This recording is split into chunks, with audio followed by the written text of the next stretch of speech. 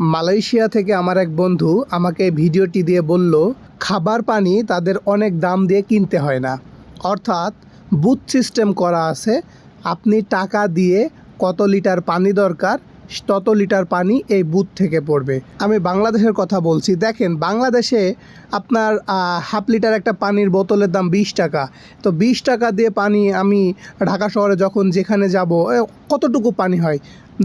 দুইবার মুখে না নিতে কিন্তু ফুরে যায়। সেই একই পানি যদি ফিল্টারিং করে বিভিন্ন জায়গায় বুথের মতো প্রত্যেকটা দোকানে দোকানে রাখা হয়, আমি যত লিটার পানি নিব তত লিটার আমি টাকা দিয়ে আমি নিতে পারবো।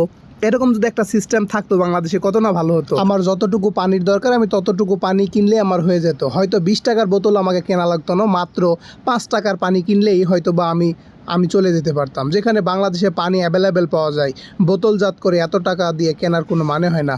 এই সিস্টেমটা বাংলাদেশে ইন ফিউচারে হবে আশা করি, এবং এটা একটা কিন্তু খুব যুগ উপযোগী একটা বিজনেস হবে।